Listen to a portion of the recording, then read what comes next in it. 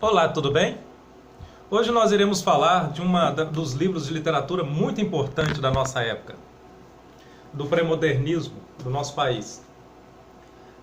O livro Os Sertões.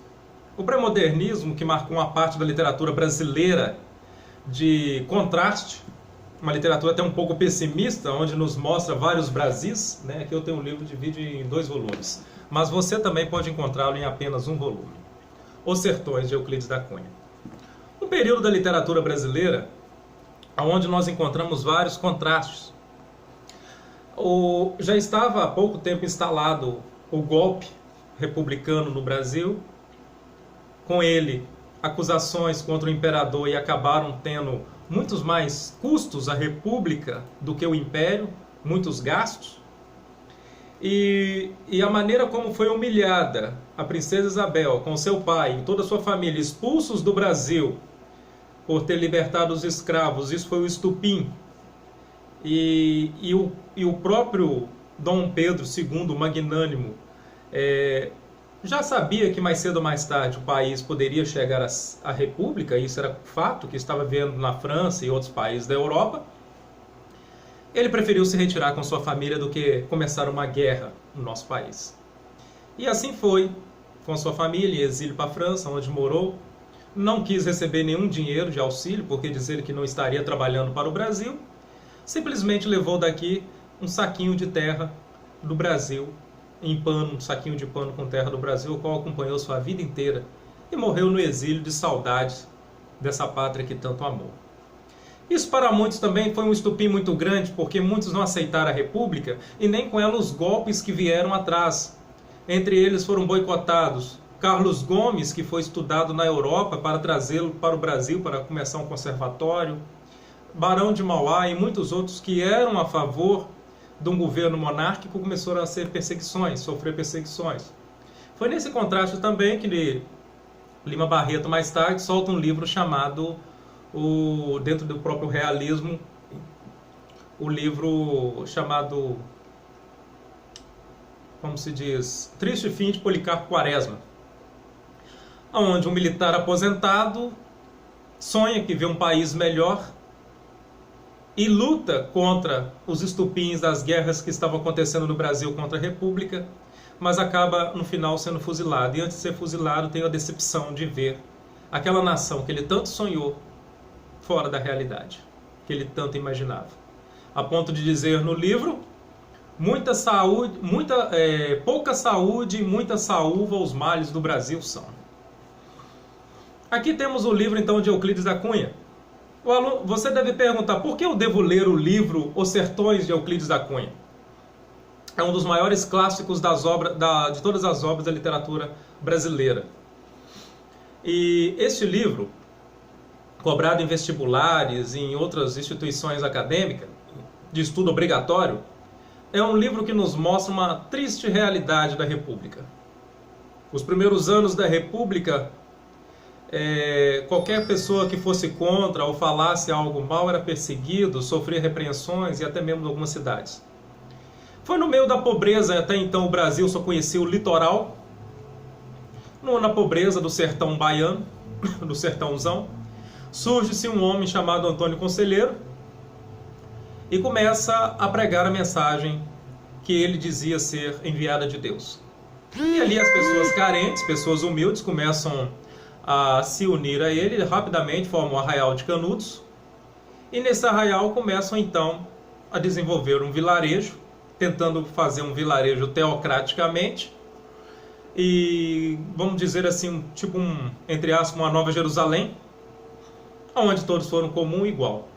Antônio Conselheiro também nutria ódio pela República, a ponto de dizer: eu sei que mais cedo ou mais tarde Deus vai trazer juízo, a República há de cair por terra. E quando era cobrado o negócio de pagar impostos, seus homens, sua cidade, o seu vilarejo, quer dizer, ele falava: não é justo pagar aquilo que você não recebe de volta. Quem inventou isso tudo? O anticristo da República. É o anticristo da República que nos alimenta, que não cuida de nós. Aí o que aconteceu?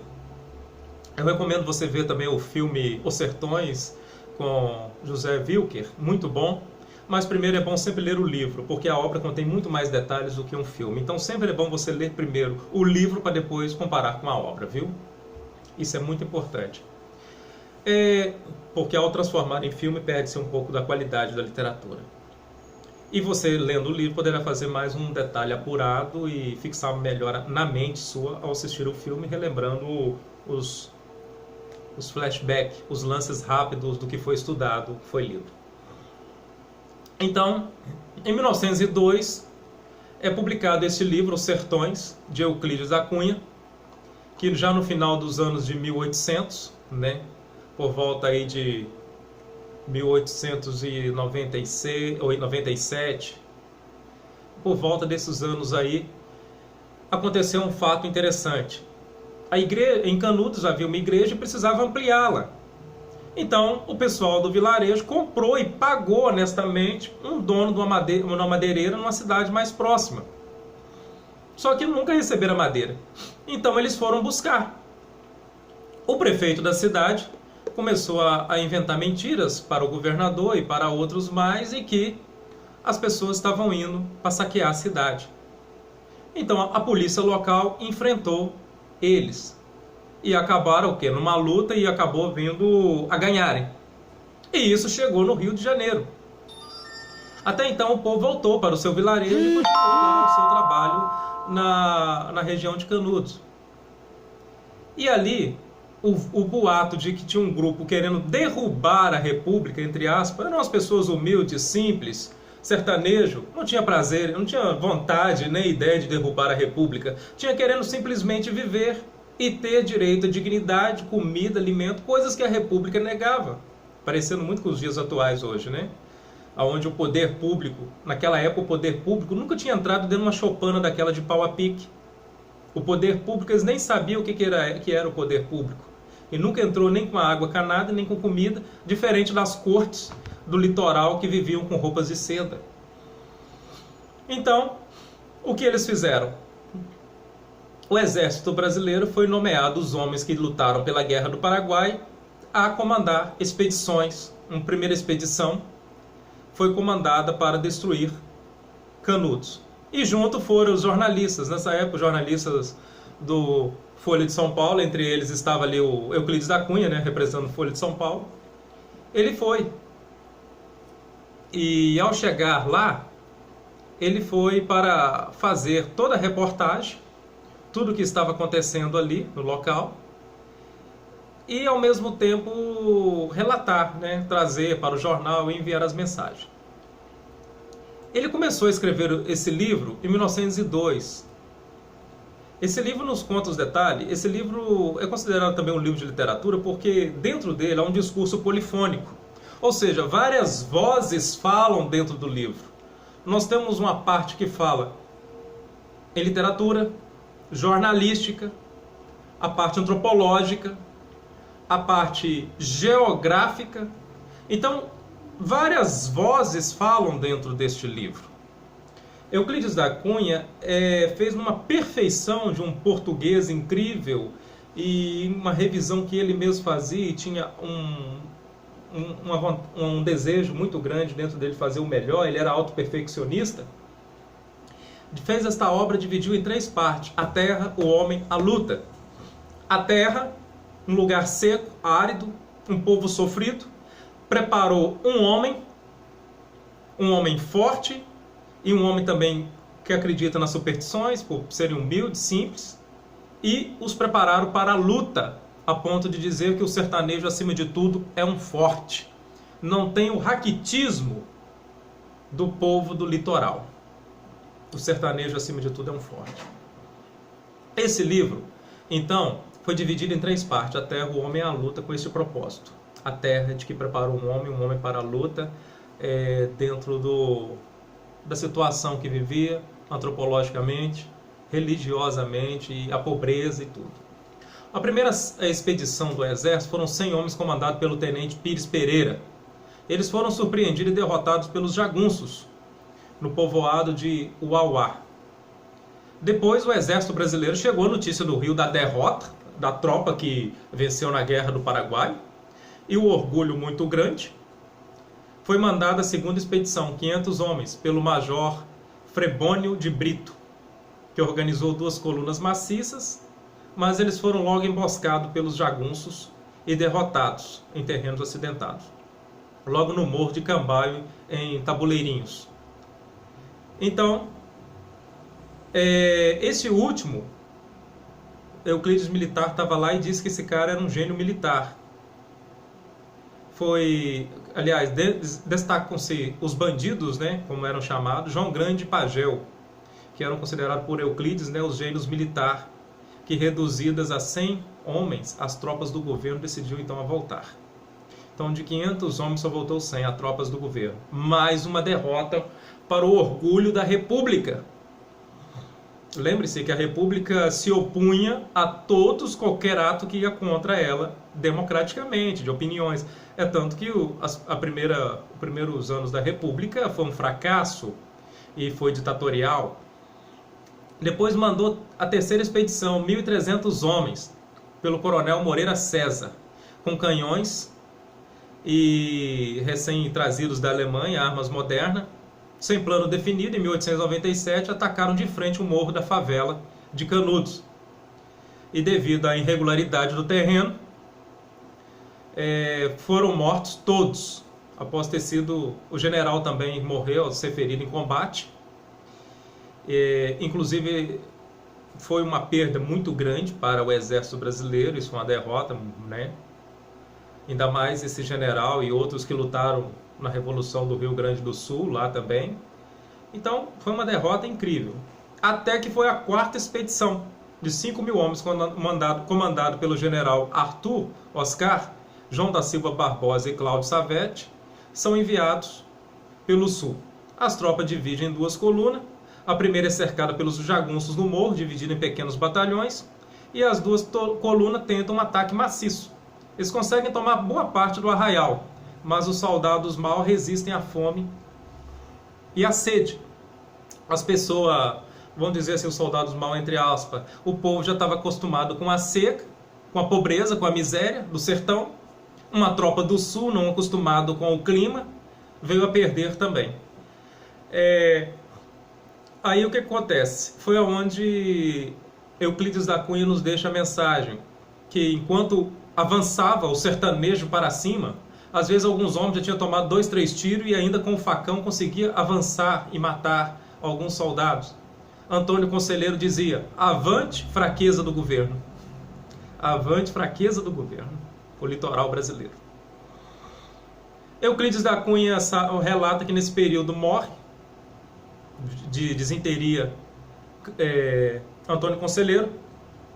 Em agosto de 1897, 8.000 homens destacam-se pela região, comandados pelo próprio ministro de guerra, o Marechal Carlos Bittencourt, e são cortadas as saídas de canudo, abastecimento de água interrompido, e um tiro de canhão atinge a torre da igreja, e aquele canhão, dia e noite, era disparado contra o arraial.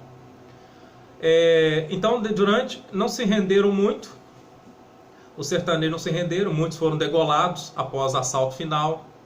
No final sobrou apenas uma criança, um velho, um homem adulto defendendo a cidade. Muitos se entregaram.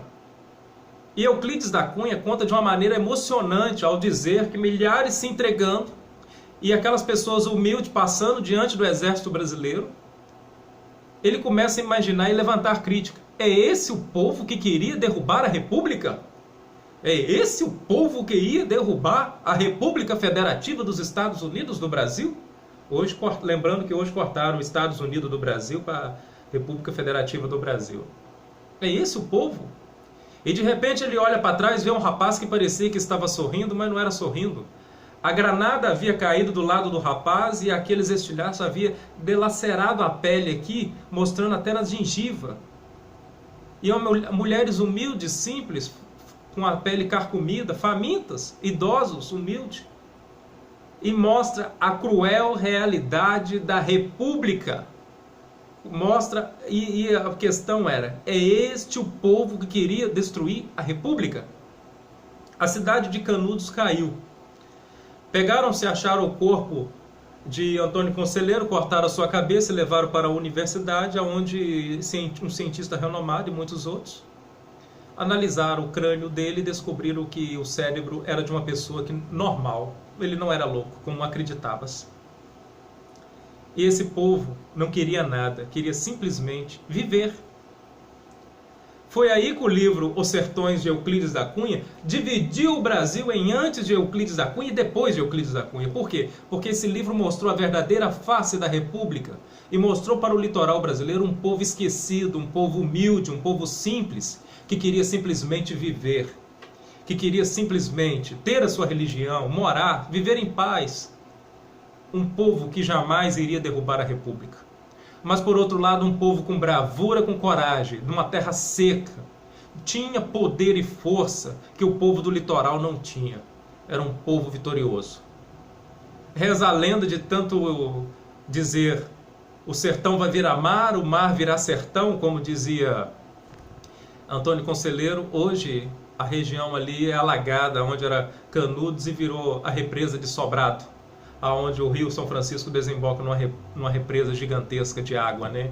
Então virou mar, né? Como ele dizia, o sertão vai virar mar e o mar virá sertão.